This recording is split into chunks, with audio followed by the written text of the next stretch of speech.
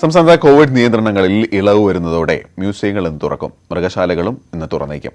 അതേസമയം ഇന്ന് ചേരാനിരുന്ന അവലോകന യോഗം സർക്കാർ മാറ്റി. തിരുവനന്തപുരം മ്യൂസിയത്തിൽ നിന്ന് വി എസ് അനുവാണ് ചേരുന്നത്. അനുവും ഈ പറഞ്ഞതുപോലെ കൂടുതൽ ഇളവുകളിലേക്ക് വരുന്നു. എന്തൊക്കെയാണ് വിശദാംശങ്ങൾ? അവലോകന യോഗം മാറ്റാനുള്ള കാരണം എന്താണ്? മനസ്സിലാക്കുന്നിടത്തോളം എന്തൊക്കെയാണ്?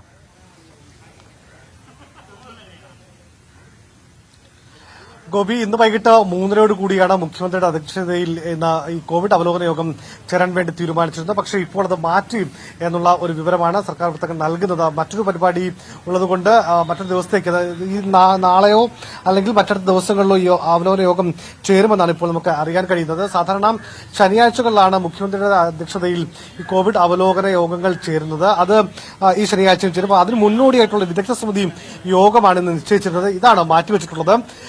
ഒരുപക്ഷെ നാളെ നടക്കും എന്നുള്ള കാര്യവും സർക്കാർ വൃത്തങ്ങൾ പറയുന്നുണ്ട്. മറ്റൊന്ന്, സംസ്ഥാനത്ത് ഇപ്പോൾ ഇന്നു മുതൽ ഏതാണ്ട് 6 മാസമായി അടഞ്ഞുകിടന്ന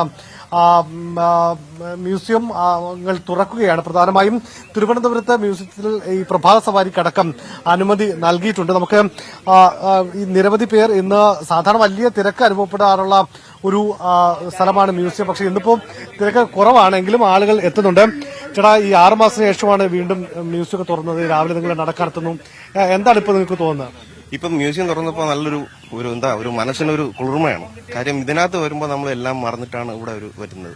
കാര്യം ഇവിടെ ഞങ്ങളൊരു 10 ഞാന വന്നിട്ട് ഒരു 15 കൊല്ലാവും ഇതിനകത്ത് സ്റ്റാർട്ട് ചെയ്തിട്ട്. അതിന് മുന്നേ വന്ന ആൾക്കാർ ഇവിടെ ഉണ്ട്.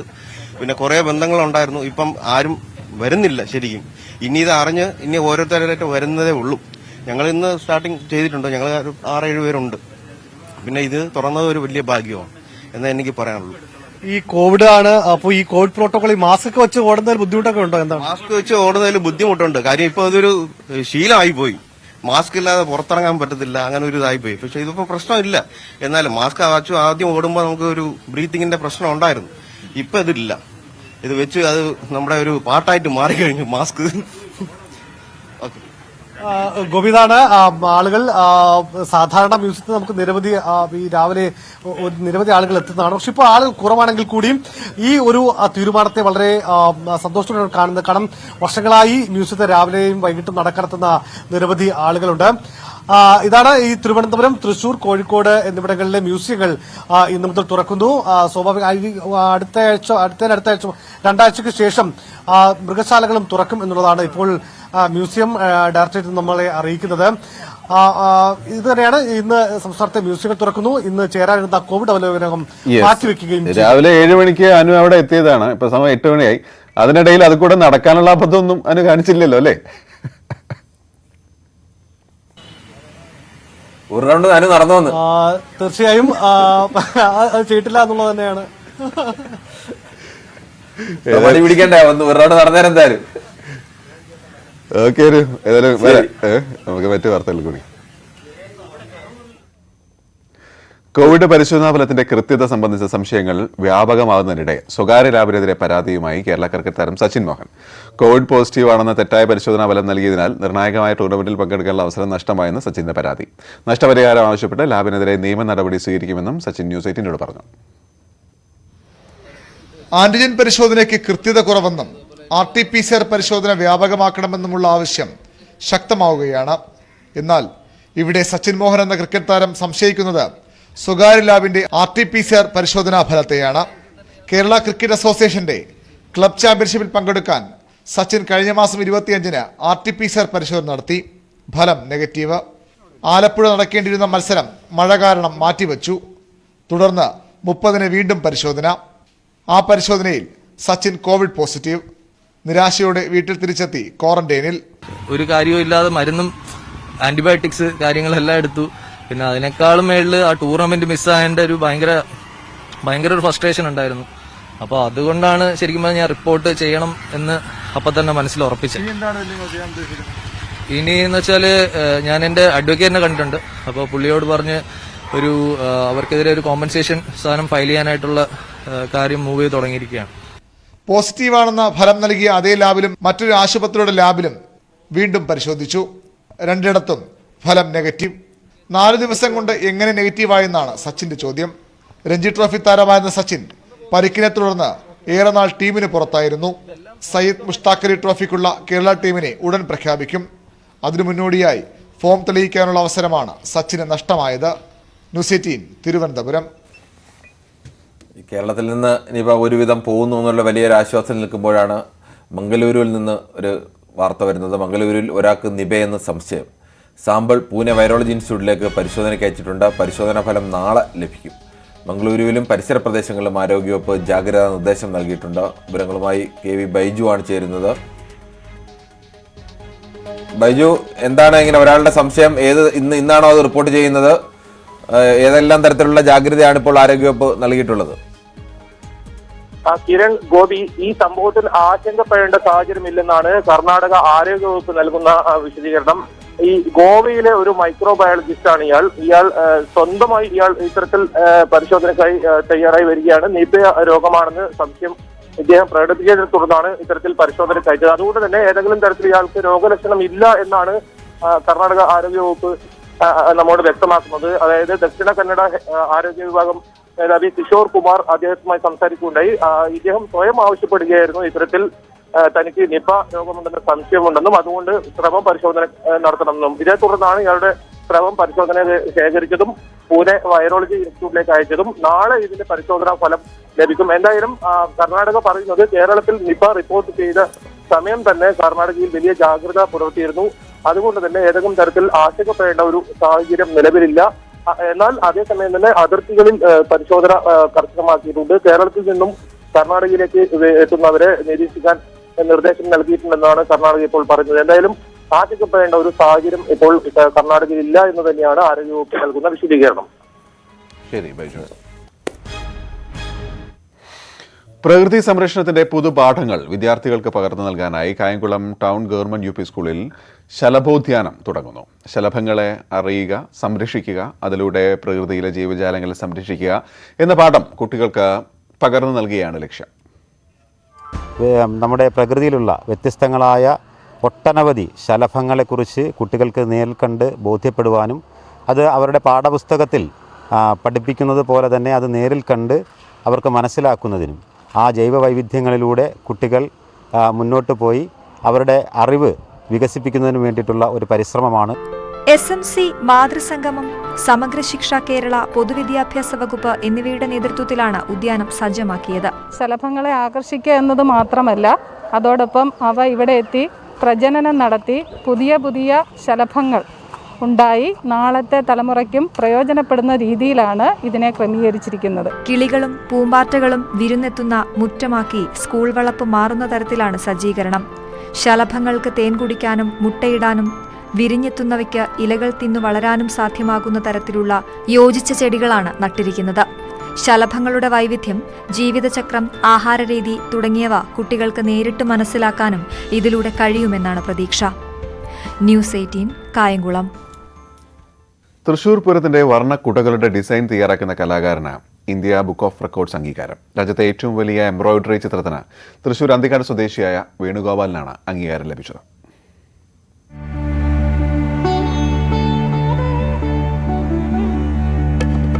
മഹാഭാരതത്തിലെ ഗീതോപദേശം ഒറ്റനോട്ടത്തിൽ ഒരു പെയിന്റിംഗ് ആണെന്ന് സംശയം തോന്നാം. സൂക്ഷിച്ചു നോക്കിയാൽ വർണ്ണനൂലുകൾ തെളിഞ്ഞു കാണാം. രാജ്യത്തെ ഏറ്റവും വലിയ എംബ്രോയിഡറി ചിത്രത്തിനുള്ള അംഗീകാരം ലഭിച്ചത് അന്തിക്കാട്ടുകാരനായ വേണുഗോപാൽ മാമ്പുള്ളി തുന്നിയെടുത്ത ഈ ചിത്രത്തിനാണ്. 10 വർഷം മുൻപ് തുന്നിയെടുത്ത ചിത്രം വീട്ടിൽ സൂക്ഷിച്ചിരിക്കുകയായിരുന്നു. അപ്രതീക്ഷിതമായിട്ടാണ് ബുക്ക് ഓഫ് റെക്കോർഡ്സിനെ കുറിച്ച് അറിയുന്നതും അപേക്ഷിച്ചതും. നല്ല നല്ല ആശയങ്ങൾ വരുത്താനായി ഞാൻ ഉൾക്കൊണ്ടിട്ടുണ്ട്. പിന്നെ കുറെ വർക്കുകൾ വീണ്ടും പിടിച്ച് ചെയ്തു വെച്ചിട്ടുണ്ട്. ഇതിനാണ് എനിക്കൊരു ഇന്ത്യൻ ബുക്ക് ഓഫ് റെക്കോർഡ് കിട്ടിയിട്ടുള്ളത്.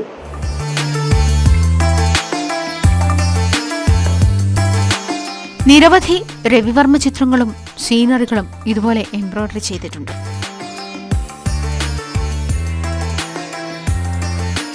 തൃശൂർ പൂരത്തിന്റെ എംബോസ് ചെയ്ത തുണി കൊണ്ടുള്ള മിനിയേച്ചറാണ് മറ്റൊരു മാസ്റ്റർ പീസ്.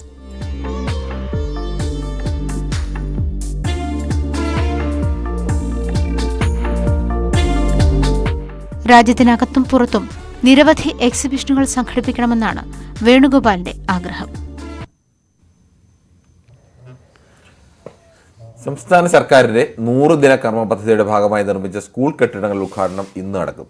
92 സ്കൂൾ കെട്ടിടങ്ങൾ, 48 ഹയർ സെക്കൻഡറി ലാബുകൾ, 3 ഹയർ സെക്കൻഡറി ലൈബ്രറികൾ എന്നിവയുടെ ഉദ്ഘാടനമാണ് ഒരുമിച്ച് ഇന്ന് നടക്കുന്നത്. മുഖ്യമന്ത്രി പിണറായി വിജയൻ ഉച്ചയ്ക്ക് ശേഷം ഓൺലൈനായാണ് ഉദ്ഘാടനം നിർവഹിക്കുക. 107 പുതിയ സ്കൂൾ കെട്ടിടങ്ങളുടെ തറക്കല്ലിടലും ഇതോടൊപ്പം നടക്കും. ഇതാദ്യമായാണ് 250 കേന്ദ്രങ്ങളിലായി ചടങ്ങുകൾ നടക്കുക. 214 കോടി ചെലവഴിച്ചാണ് കെട്ടിടങ്ങൾ യാഥാർത്ഥ്യമാക്കിയത്. പട്ടയമേളയുടെ സംസ്ഥാനതല ഉദ്ഘാടനം ഇന്ന് തൃശ്ശൂരിൽ നടക്കും. മുഖ്യമന്ത്രി പിണറായി വിജയൻ ഉദ്ഘാടനം നിർവഹിക്കും. സംസ്ഥാന സർക്കാരിന്റെ ആദ്യ 100 ദിനം 13,000 ചില്ലുവാനം പട്ടയങ്ങളാണ് വിതരണം ചെയ്യുന്നത്.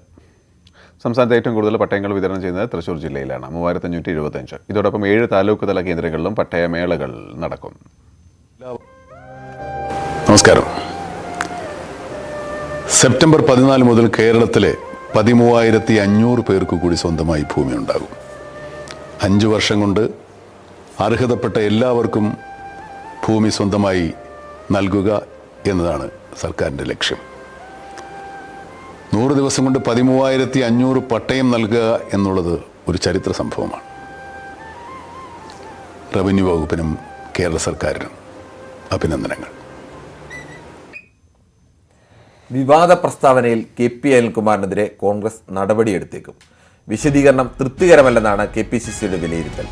K. ശിവദാസൻ നായരും രാജ്മോഹൻ ഉണ്ണിത്താനും നൽകിയ വിശദീകരണം തൃപ്തികരമാണെന്ന് വിലയിരുത്തിയിട്ടുണ്ട്. പ്രസ്താവനയിൽ കടുത്ത പരാമർശം ഒഴിവാക്കണമെന്ന് രാജ്മോഹൻ ഉണ്ണിത്താന് നിർദ്ദേശം നൽകി. വിവരങ്ങളുമായി TG സജിത്താണ് ചേരുന്നത്. സജിത്ത, 3 പേർക്ക് വിശദീകരണം, 3 പേർ നൽകിയ വിശദീകരണം, ഇതിൽ KP അനിൽകുമാറിന്റെ വിശദീകരണത്തിലാണ് ഇപ്പോൾ അതൃപ്തി വന്നിരിക്കുന്നത്. എന്താണ് ഇതിൽ കൂടുതൽ വിവരങ്ങൾ? കിരൺ, ഇക്കാര്യത്തിൽ 3 പേർക്കെതിരെ നേരത്തെ നോട്ടീസ് നൽകിയിരുന്നു. ഈ DCC അധ്യക്ഷ പ്രഖ്യാപനത്തെ തുടർന്ന് നടത്തിയ വിവാദ പരാമർശങ്ങളുടെ അടിസ്ഥാനത്തിലാണ് നോട്ടീസ്. ഇതിൽ KP അനിൽകുമാറാണ് വിവാദ പരാമർശം ആദ്യം നടത്തിയത്. ഗുരുതരമായ ചില പരാമർശങ്ങളായിരുന്നു. നേതാക്കളുടെ പെട്ടിയെടുപ്പുകാർക്കാണ് സ്ഥാനമാനങ്ങൾ കിട്ടിയത് എന്ന തരത്തിലുള്ള വലിയ പരാമർശം. പിന്നീട് മാധ്യമങ്ങളിൽ പ്രതികരിക്കുമ്പോൾ K. ശിവദാസൻ നായരും ഇതിന് പിന്തുണ നൽകുന്ന പരാമർശം നടത്തിയിരുന്നു. എന്നാൽ ഇതിൽ പിന്നീട് നേതാക്കൾക്കെതിരെ, അതായത് ഉമ്മൻചാണ്ടിക്കും രമേശ് ചെന്നിത്തലയ്ക്കുമെതിരെ വലിയ ഗുരുതര പരാമർശങ്ങൾ നടത്തിയതിന് ശേഷമാണ് പിന്നീട് രാജ്മോഹൻ ഉണ്ണിത്താനെതിരെ വിശദീകരണം KPCC ആവശ്യപ്പെട്ടത്. ഈ 3 പേരുടെ വിശദീകരണങ്ങളും KPCCക്ക് ലഭിച്ചു. ഇതിൽ ശിവദാസൻ നായർ സദ്ദേശപരമായിട്ടാണ് താൻ പ്രതികരിച്ചത്, മറ്റു ലക്ഷ്യങ്ങൾ ഉണ്ടായിരുന്നില്ല, പാർട്ടിയെ നന്നാക്കുന്നത് മാത്രമാണ് തന്റെ ലക്ഷ്യമെന്ന വിശദീകരണമാണ് നൽകിയത്. ഇതോടുകൂടി ശിവദാസൻ നായരുടെ വിശദീകരണം തൃപ്തികരമെന്നൊരു വിലയിരുത്തലിലേക്ക് KPCC എത്തിയെന്നാണ് നമുക്ക് മനസ്സിലാക്കാനാവുന്നത്. അങ്ങനെയെങ്കിൽ ശിവദാസൻ നായരുടെ വിശദീകരണത്തിൽ ആ നടപടി നീക്കം അവസാനിച്ചേക്കും. രാജ്മോഹൻ ഉണ്ണിത്താനും സമാനമായ വിശദീകരണമാണ് നൽകിയത്. താൻ സതുദ്ദേശപരമാണ്. പക്ഷേ രാജ്മോഹൻ ഉണ്ണിത്താന് ഇനി മുതൽ ഈ പ്രതികരണങ്ങളിൽ കൂടുതൽ ജാഗ്രത പാലിക്കണം എന്ന നിർദ്ദേശം KPCC നൽകിയിട്ടുമുണ്ട്. അതേസമയം KP അനിൽകുമാർ ആവട്ടെ ആദ്യ പ്രതികരണത്തിന് പിന്നീട് വീണ്ടും വിവാദ പരാമർശങ്ങൾ നടത്തുകയും ചെയ്തു. മാത്രമല്ല വിശദീകരണത്തിൽ ഇക്കാര്യങ്ങളിൽ കൂടുതൽ വ്യക്തത വരുത്താതെ ഒരു വിശദീകരണമാണ് നൽകിയിരിക്കുന്നതെന്നാണ് നമുക്ക് അറിയാനാവുന്നത്. അങ്ങനെയെങ്കിൽ KP അനിൽകുമാറിനെതിരെ നടപടിയിലേക്ക് തന്നെ KPCC നേതൃത്വം കടന്നേക്കും. കാരണം ഈ വിശദീകരണം തൃപ്തികരമല്ല എന്നതാണ് K. സുധാകരൻ അടക്കമുള്ള പ്രധാന നേതാക്കളുടെ വിലയിരുത്തൽ. എന്തായാലും ഇക്കാര്യത്തിൽ പാർട്ടിയുടെ ഒരു ചർച്ചയ്ക്ക് ശേഷം ഇക്കാര്യത്തിൽ ഒരു നടപടിയിലേക്ക് നടക്കാനാണ് സാധ്യത. KP അനിൽകുമാറിനെ സംബന്ധിച്ച് ഇപ്പോൾ ഒരു ഗ്രൂപ്പുകളുടെ ഭാഗമല്ല. അതുകൊണ്ട് തന്നെ ഗ്രൂപ്പുകളുടെ ഒരു സമ്മർദ്ദമൊന്നും അദ്ദേഹത്തെ സംരക്ഷിക്കുന്നതിന് വേണ്ടി ഉണ്ടാവാനും സാധ്യതയില്ല. അതുകൊണ്ട് തന്നെ അതൊരു നടപടിയിലേക്ക് അവസാനിക്കാനാണ് സാധ്യത. എന്തായാലും വരും ദിവസങ്ങളിൽ ഇക്കാര്യത്തിൽ തീരുമാനമുണ്ടാകുമെന്നാണ് സൂചന. സജിത്ത് പറഞ്ഞ അവസാന വാചകം തന്നെയാണ് പ്രധാനമെന്ന് തോന്നുന്നു. KP അനിൽകുമാറിനെ സംബന്ധിച്ച് ഏതെങ്കിലും ഗ്രൂപ്പുകൾ ശക്തമായി പിന്തുണയ്ക്കാനില്ല. അതുകൊണ്ട് തന്നെ അത്തരത്തിൽ നീങ്ങാനുള്ള സാധ്യത കാണുന്നത്. വിവരങ്ങൾ നൽകിയത് TG സജിത്താണ്. തൃശ്ശൂരിൽ കഴിഞ്ഞ ദിവസം ഉണ്ടായ ചുഴലിക്കാറ്റിൽ വീട് പകുതിയും തകർന്നു പോയതിന്റെ ദുഃഖത്തിലാണ് കിടപ്പ് രോഗിയായ ജാനകിയമ്മ. കോവിഡിനെ തുടർന്ന് മക്കൾക്ക് തൊഴിൽ കുറഞ്ഞതോടെ ഇവരുടെ ഉപജീവനം കൂടി ബുദ്ധിമുട്ടിലാണ്. പുത്തൂർ മേഖലയിൽ മാത്രം 30 ലക്ഷം രൂപയുടെ നാശനഷ്ടമാണ് ചുഴലിക്കാറ്റിലുണ്ടായത്. ഞാൻ വെളുപ്പിന് ഉറക്കത്തിലായിരുന്നു. സൗണ്ട് കേട്ട് എഴുന്നേറ്റപ്പോഴത്തേനും വീണു തുടങ്ങിയോട് താഴത്തേക്ക് ഷീറ്റ് വീണു തുടങ്ങിയപ്പോഴത്തേനും മോൻ വന്ന് എടുത്തിങ്ങോട്ട് വേറെ മുറിയിലേക്ക് കൊണ്ടുവന്നു. ഇത് മാക്കൂട്ടത്തിൽ വീട്ടിൽ ജാനകിയമ്മ. കിടപ്പ് രോഗിയായ ഇവരുടെ വീടിന്റെ പകുതിയും തകർന്നുപോയി. വരുമാനമില്ല. 21 വർഷമായി അരയ്ക്ക് താഴെ തളർന്നു കിടക്കുന്ന ഇവരുടെ ചികിത്സ പോലും ബുദ്ധിമുട്ടിലായിരിക്കെയാണ് മിന്നൽ ചുഴലിയുടെ വിളയാട്ടം. പ്രദേശത്ത് റബ്ബർ മരങ്ങളടക്കം കൃഷിസ്ഥലങ്ങളും നശിച്ചിട്ടുണ്ട്. വീട് തകർന്നുപോയി. അതുപോലെ TV എല്ലാ സർവ്വ സാധനങ്ങളും, പാത്രവും തുണിയൊക്കെ പറമ്പിലായിരുന്നു. തെങ്ങ്, റബ്ബർ എല്ലാം നശിച്ചുപോയി. ഒന്നുമില്ല, ഇനി പറയാൻ മാത്രം ഒന്നുമില്ല. ഒരു ബക്കറ്റ് ഉണ്ടായിരുന്നു, അതിൽ ഇത്തിരി അരി ഉണ്ടായിരുന്നു, അത് മാത്രമുണ്ട്, വേറെ അല്ലാണ്ട് ഒന്നുമില്ല. 30 ലക്ഷം രൂപയുടെ നഷ്ടമാണ് തൃശൂർ പുത്തൂരിൽ ഉണ്ടാക്കിയതെന്നാണ് വിലയിരുത്തൽ. സർക്കാർ അടിയന്തരമായി ഇടപെടണമെന്നാണ് നാട്ടുകാരുടെ ആവശ്യം. ന്യൂസ് 18 തൃശൂർ. രാജ്യത്ത് എല്ലാവരും വാക്സിൻ എടുത്ത് കോവിഡിനെ പ്രതിരോധിക്കാൻ സജ്ജരാണെന്ന് ഉറപ്പാക്കാൻ നെറ്റ്വർക്ക് 18 പ്രതിജ്ഞാബദ്ധമാണ്. അതിനായുള്ള ബോധവൽക്കരണമാണ് ഫെഡറൽ ബാങ്കുമായി ചേർന്ന് നടത്തുന്ന Sanjeevani campaign. Health expert Apollo 24/7 ഈ ദൗത്യത്തിൽ പങ്കാളികളാവുന്നു. കൂടുതൽ വിവരങ്ങൾക്ക് moneycontrol.com/sanjeevani എന്ന വെബ്സൈറ്റ് സന്ദർശിക്കുക. കൂടുതൽ വാർത്തകൾക്കും വിശദാംശങ്ങൾക്കും മലയാളം.news18.com.